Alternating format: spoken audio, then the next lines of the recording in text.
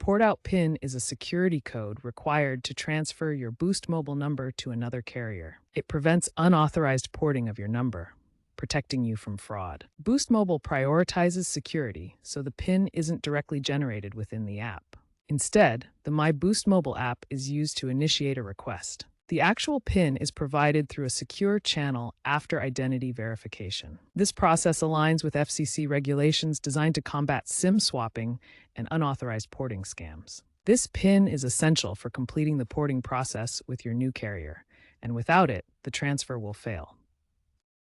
First, download and log into the latest version of the My Boost Mobile app. Navigate to the Help and Support or Account section and select options related to porting or number transfer. Use the in-app chat feature to request a port-out PIN, providing your account details such as phone number, last 4 digits of SSN, and billing zip code for initial verification. The app will prompt you to call Boost customer service at 1-888-BOOST-4U or connect via live chat. A representative will verify your identity, possibly using voice biometrics, and then send the PIN via SMS or email. Finally, provide the PIN to your new carrier within 30 days to complete the porting process. Remember, attempting to port without the correct PIN may result in a temporary account lockout.